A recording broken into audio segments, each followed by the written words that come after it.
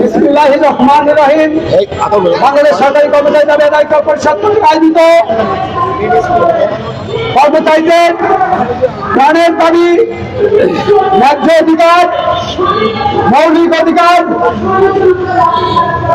আদায়ে যখন গোটা বাংলাদেশের 22 লক্ষ কর্মচারী বসায় বসে আছেন ও কমিশনের রিপোর্টের পর ইতিমধ্যে আমাদের বর্তমান সরকারের অপদার্থ উপদেষ্টা জনাব খালদুল কবির খাও কবির আপনি আপনার জ্বালানি মন্ত্রণালয় নিয়ন্ত্রণ করতে পারেন না। 22 লক্ষ কর্মচারীর লবণ পে স্কেল নিয়ে বক্তব্য দিয়েছেন।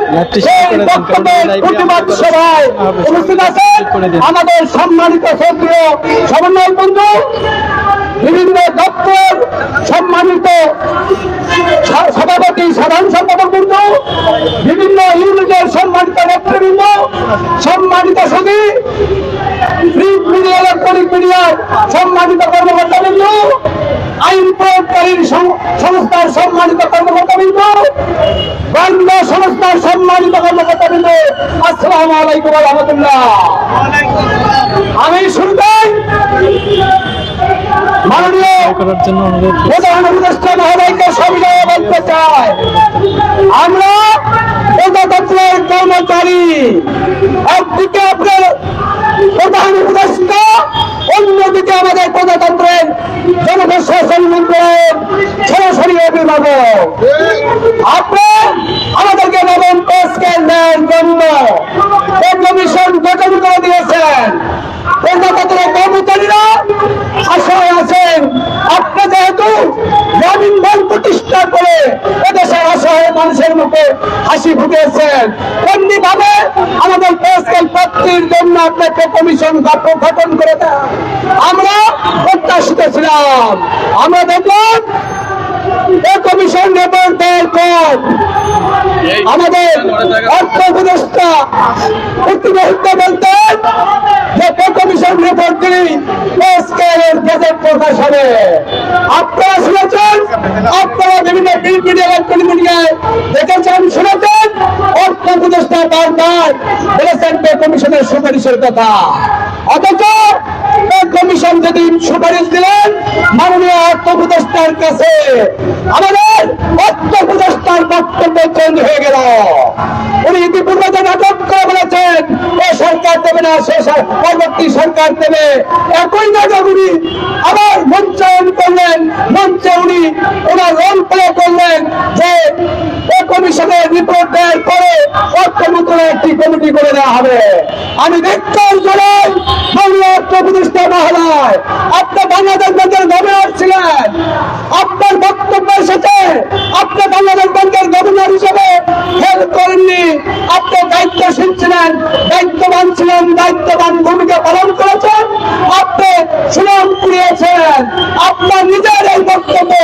অথচ কর্মচারীদের পে কমিশনের সুপারিশ পাওয়ার পর আপনি অর্থ মন্ত্রণালয়কে পে স্কেলের প্রস্তাব তৈরি না করে আপনি একই নাটক মঞ্চায়ন করলেন। আপনি বললেন আবারও কমিটি করতে হবে। আমরা প্রজাতন্ত্রের কর্মচারী, আমরা বুঝি, আমরা ইতিপূর্বে 7টি পে স্কেল আমাদের চোখের সামনে হয়েছে, আমরা দেখেছি। পে কমিশনের সুপারিশের পর কাছ থেকে অর্থ মন্ত্রণালয় পে স্কেলের প্রস্তাব তৈরি করে প্রধান উপদেষ্টার স্বাক্ষর করিয়ে সেটি গেজেট নোটিফিকেশন হিসেবে জারি করলেন। আমরা আরো কি দেখলাম, জনাব খাও কবির, আপনার ভাও বাবার উপদেষ্টা হয়েছে, আপনার উপদেষ্টা হওয়ার কোন যোগ্যতা ছিল না। আপনি ইতিপূর্বে আপনি বিগত সরকারের আপনি সচিব ছিলেন, সেই সচিব সময়ের যে দরকার, যে প্রয়োজনীয়তা, আপনার প্রয়োজনীয়তা মিটে গিয়েছে। আপনি আবারও রাষ্ট্র ক্ষমতায় আমাদের বর্তমান যে সরকার, তার উপদেষ্টা হয়ে আমাদের কর্মচারীদের সঙ্গে তামাশা করে ফেললেন যে এই সরকার এই কমিশন দেবেন না, এই কমিশন বাস্তবায়ন করবেন পরবর্তী সরকার। আরেকটি কর্মচারীদেরকে নিয়ে উনি বলেছেন পরবর্তী সরকার চাইলে এই কমিশনের সুপারিশ এই কমিশন বাতিল করে দিতে পারবেন। আমার লজ্জা, আমার ঘৃণা হয়, আমি তীব্র ঘৃণা ও প্রতিবাদ জানাচ্ছি যারা ফাউল কবিরের বিরুদ্ধে। যারা ফাউল কবির, আপনি অতি দ্রুততার সঙ্গে পদত্যাগ করবেন। আর যদি আপনি পদত্যাগ স্বেচ্ছায় না করেন, আমরা মাননীয় প্রধান উপদেষ্টা মহোদয়কে বলবো আগামী রবিবারই যারা ফাউল কবিরকে তথা জ্বালানি উপদেষ্টাকে অবদার্থ উপদেষ্টাকে আমাদের বর্তমান উপদেষ্টা পরিষদ থেকে বাদ দিয়ে দেবেন। সম্মানিত নেতৃবৃন্দ, আমি আমাদের সরকার প্রধান ডক্টর ইউনূস মহোদয় তথা অর্থ উপদেষ্টা মহোদয়কে সবিনয় করতে চাই। অর্থ উপদেষ্টা মহোদয়, আপনি বিভিন্ন সময় আপনার বক্তব্য বলেছেন যে আমি গভর্নর, বাংলাদেশ ব্যাংকের গভর্নর হিসেবে সফল ছিলাম। আপনাকে আমরা প্রজাতন্ত্রের পে স্কেলের বিষয়ে সফল দেখতে চাই। আপনি কোনোভাবেই আপনার সফলতা থেকে আপনি পিছিয়ে আসবেন না। আপনি যে সাবেক গভর্নর, সফল গভর্নর, আমরা প্রত্যাশা রাখবো আপনি অর্থ উপদেষ্টা হিসেবে সফল গভর্নর হিসেবে প্রজাতন্ত্রের কর্মচারীদের মাঝে সারা জীবন যে জ্ঞান হয়ে থাকবেন। আমরা আমাদের প্রধান উপদেষ্টা মহোদয়কে বলতে চাই, আমরা মাননীয় প্রধান উপদেষ্টা একেবারে আমরা আপনার সরাসরি পরিবারের সদস্য, আপনি আমাদের পরিবারের প্রধান, কারণ আপনি জনপ্রশাসন মন্ত্রণালয়ের দায়িত্বে নিয়োজিত উপদেষ্টা, আর আমরা জনপ্রশাসন মন্ত্রণালয়ের আন্ডারে নিয়োজিত কর্মরত কর্মচারী। আপনি একেবারে জনপ্রশাসন মন্ত্রণালয়ের অভিভাবক, একেবারে রাষ্ট্রের তথা উপদেষ্টা মন্ত্রণালয়ের প্রধান উপদেষ্টা হিসেবে আমাদের কর্মচারীদের দুঃখ দুর্দশা বিষয় বিবেচনা করে এই কমিশন গঠন করে দিয়েছেন। এই কমিশন সুপারিশ করেছে, যদিও আমাদের 11-20 গ্রেডের কর্মচারীদের বেতন বৈষম্য বৃদ্ধি পেয়েছে, 20 থেকে 11 গ্রেডের কর্মচারীদের 300 থেকে সর্বোচ্চ 700 টাকার ব্যবধান। এদিকে উপরের দিকের কর্মচারীদের বেতন বৃদ্ধির ব্যবধান হয়েছে 28,000 টাকা।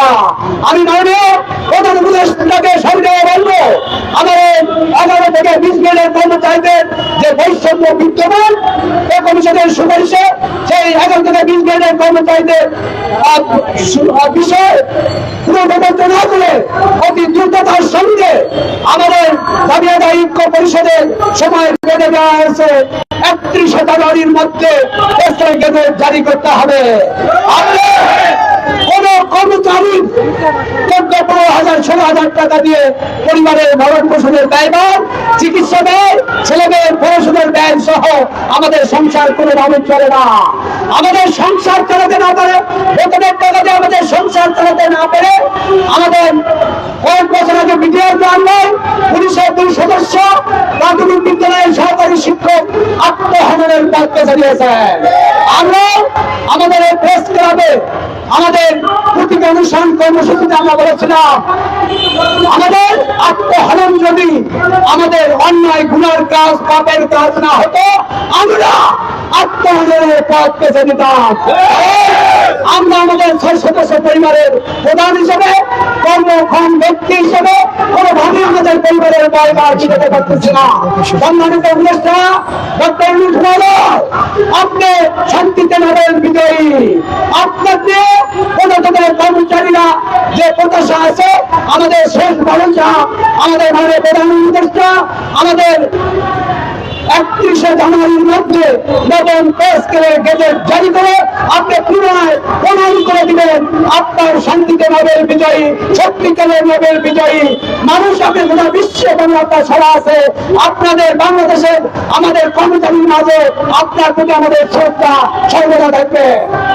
সম্মানিত নেতৃবৃন্দ, আমরা যদি 31 জানুয়ারি 2026-এর মধ্যে পে স্কেলের গেজেট না পাই, আমরা ধরেই নিয়েছি আমাদের ফাউল কবি সহ যে সকল ঢাকা বিশ্ববিদ্যালয়ের মজিবুর রহমান জনপ্রিয় ভট্টাচার্য আমাদের অত্যাচার টিআইবি অত্যাচার লালন এবং যে সকল জ্ঞান পাপী ব্যক্তিরা এই গরিব অসহায় কর্মচারীদের বেতন ভাতা নিয়ে পরিবারের ভরণ পোষণে ব্যয় নিয়ে শিলিগুড়ি খেলছেন, তাদেরকে সাবধান করে দিতে চাই। আমরা যেমন প্রজাতন্ত্রের কর্মচারী আমাদের দাবির সপক্ষে বিভিন্ন কর্মসূচি পালন করছি, কর্মচারীরা কর্মসূচিতে একাত্মতা ঘোষণা করছেন, তেমনি ভাবে আপনারা আপনাদের যে বক্তব্য আমাদের বিপরীতে দিয়েছেন সপক্ষে বক্তব্য দিয়ে পে স্কেল বাস্তবায়নের জন্য মাঠে থাকেন, না হলে বাংলাদেশের 22 লক্ষ কর্মচারী আপনাদেরকে ছাড়বেন না। আপনাদেরকে হুঁশিয়ার করে দিতে চাই, আপনারা পালানোর পথ পাবেন না। উপদেষ্টা পরিষদ সহ যারা আমাদের বিরোধিতা করছেন তাদের পালানোর কোন সুযোগ হবে না। আপনারা যেদিকে যাবেন আমাদের কর্মচারীরা আপনাদের সর্বশেষ ট্রানজিটের যে পথ বিমানবন্দর সহ বিভিন্ন স্থলবন্দর ওখানে আমাদের কর্মচারী ভাইয়েরা বসে দেবেন না। আপনারা যারা অত্যন্ত কষ্ট করে অত্যন্ত পরিশ্রম করে পারিবারিক কাজ ফেলে দিয়ে অত্যন্ত ধৈর্য ধরে অত্যন্ত ত্যাগ বিনিময়ে আমাদের প্রজাতন্ত্রের 22 লক্ষ কর্মচারী নবম পে স্কেল বাস্তবায়নের দ্বার প্রান্তে এসেছেন, আপনাদেরকে সামনে অনুরোধ করতে চাই এই সরকারের সময় আছে মাত্র 12 দিন, 14 দিন 14 ফেব্রুয়ারিতে তাদেরকে দায়িত্ব দিতে হবে। আমি আপনাদেরকে উদ্যোগ থেকে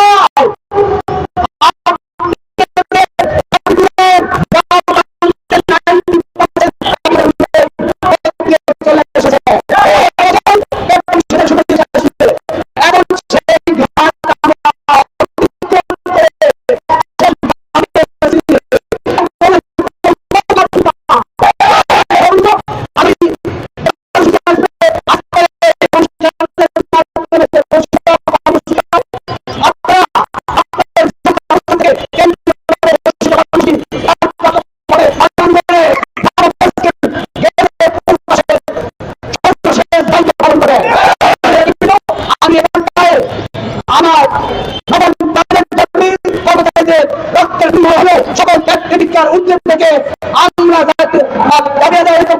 সম্মানিত নেতৃবৃন্দ আপনারা যারা আছেন আমাদের সহযোগিতা সকলে মিলে আমরা নবম পে স্কেলের গেজেট আদায় করে ছাড়বো ইনশাআল্লাহ। আমি আপনাদেরকে আরেকটু ধৈর্য ধারণ করে দিয়ে একটি কথা লাগে আমার কর্মসূচি ঘোষণা করব। আমরা বাঙালি জাতি আপনারা যারা দেখেছেন 1971 সালে আমরা বাঁশের লাঠি দিয়ে আমাদের দেশ স্বাধীন করেছি। আমরা 90 গণ অভ্যুত্থানে এরশাদ সরকারকে পতন ঘটিয়েছি। এমনি ভাবে এইরকম অনেক কর্মকাণ্ড সর্বশেষ আমরা 31 জুলাই প্রতিবাদ সরকারকে ছাত্র জনতা তথা আমরা কর্মচারীরা একাত্মতা হয়ে এই প্রতিবাদ সরকারকে দেশ ত্যাগ করতে বাধ্য করেছি। আপনারা মনোবল হবেন না, আপনারা হতাশ হবেন না। দাবি আদায়ের পরিষদের সম্মানিত মুখ্য ব্যক্তিবৃন্দ আপনাদের সাথে আছে। আমাদের শেষ বিন্দু রক্ত দিয়ে আপনাদের নবম পে স্কেল বাস্তবায়নের রাস্তায় আমরা বাস্তবায়ন না হওয়া পর্যন্ত বেদে প্রকাশ না হওয়া পর্যন্ত এই নেতৃবৃন্দ আপনাদের সাথে থাকবে, নেতৃত্ব দিয়ে পাশে থাকবে, কর্মসূচি পালনে সর্বাত্মক চেষ্টা করবে। কর্মসূচি আমরা পালন করবো, কর্মসূচি আমরা পালন করবো। আমি শপথ করছি, আমি শপথ করছি কর্মসূচি পালন করবো। আপনারা কোনো ভাবে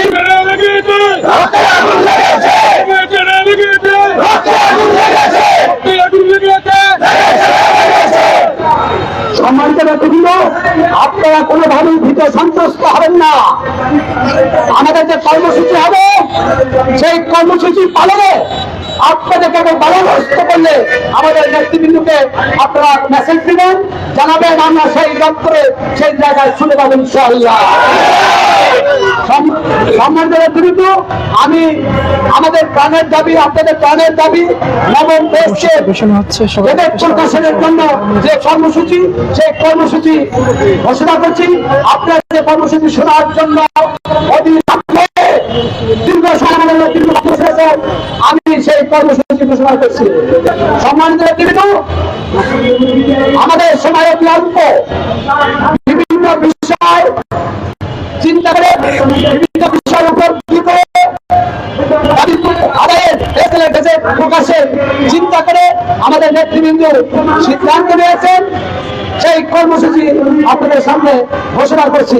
সম্মানিত নেতৃবৃন্দ, আগামী 1 ফেব্রুয়ারি 2026, আগামী 1 ফেব্রুয়ারি 2026 থেকে 3 ফেব্রুয়ারি 2026 পর্যন্ত স্ব দপ্তরের সামনে অবস্থান করবেন। অবস্থান করে কর্মবিরতি ও বিক্ষোভ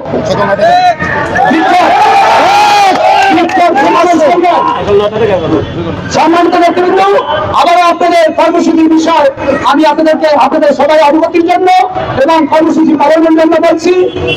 1 ফেব্রুয়ারি 2026 থেকে 26 সকাল 9টা থেকে 11টা পর্যন্ত আপনারা স্ব দপ্তরের সামনে অবস্থান করে বিক্ষোভ কর্মসূচি পালন করবেন এবং কর্মবিরতি পালন করবেন এবং স্কেলের গেজেট প্রকাশের জন্য আপনারা আপনাদের আওয়াজ তুলবেন।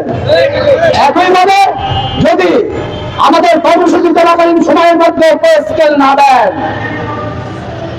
আমি আপনাদের অবগতির জন্য বলছি, আপনাদের নেতৃবৃন্দ আরেকটি বড় কর্মসূচি যেমনি ভাবে আপনারা 5 ডিসেম্বর 2025 আপনারা প্রজাতন্ত্রের কর্মচারীরা সর্বোচ্চ উপস্থিত হয়ে মহাসমাবেশ সফল করেছেন, পে স্কেলের সুপারিশ দিতে বাধ্য করেছেন, তেমনি ভাবে আগামী 6 ফেব্রুয়ারি 2026 রোজ শুক্রবার সকাল 9টায় কেন্দ্রীয় শহীদ মিডিয়ায় ঢাকায় সমাবেত হবেন।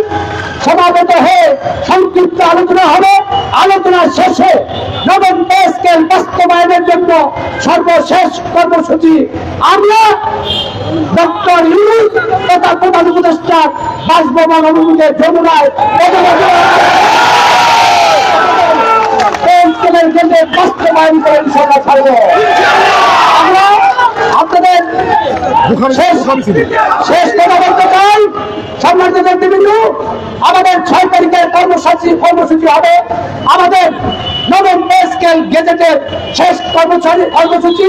এই কর্মসূচিতে আমরা ভাবতে নাহলে গলা টিপে মেরে দেন না, ভাবতে কাপড়তে নইলে মুখে দিতে ভাবতে কাপড়তে নইলে মুখে দিতে ভাবতে কাপড়তে ভাবতে কাপড়তে ভাবতে কাপড়তে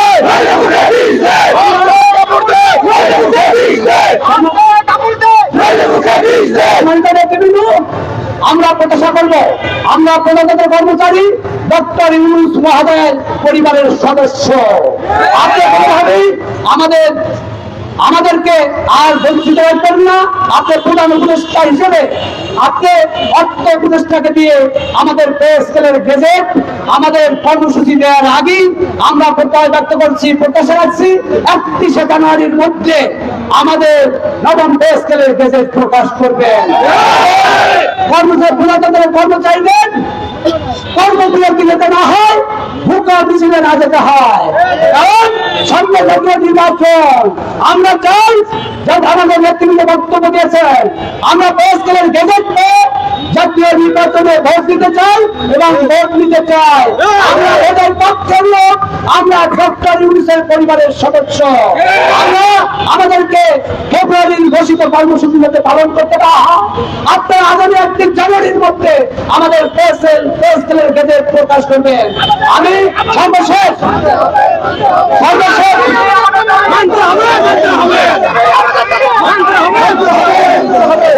সম্মানিত নেতৃবৃন্দ, আবারও আমরা পে স্কেল বাস্তবায়িত হবে এরকম দৃশ্যমান কোন কার্যক্রম আমরা দেখছি না। দাবি ধরে রাখেন আমাদের ঘোষিত কর্মসূচি 1 ফেব্রুয়ারি 2026 থেকে 3 তারিখ পর্যন্ত শাসক দপ্তরের কর্মবিরতি ও বিক্ষোভ মিছিল এবং 6 তারিখে আমাদের কেন্দ্রীয় শহীদ মিনারে সবাই একত্রিত হয়ে গোটা বাংলাদেশের 22 লক্ষ কর্মচারী উপস্থিত হয়ে আমরা থানা বাটি নিয়ে আমাদের ডক্টর ইউনূস মহোদয়ের রমনানুকে পদযাত্রা করে আমরা আমাদের নবম পে স্কেল বাস্তবায়ন করে যাব ইনশাআল্লাহ। সবাইকে আমি প্রিন্ট মিডিয়া, ইলেকট্রনিক মিডিয়া তথা গোয়েন্দা সংস্থার সম্মানিত কর্মকর্তাকে সংগ্রহ করতে চাই। আপনারা আপনাদের পরিকল্পনা, আপনারা আপনাদের রিপোর্টে আমাদের আজকের এই কর্মসূচি তথা নবম পে স্কেল বাস্তবায়নের জন্য যে কর্মসূচি হলো, যে দাবি নিয়েছেন তা পালনের জন্য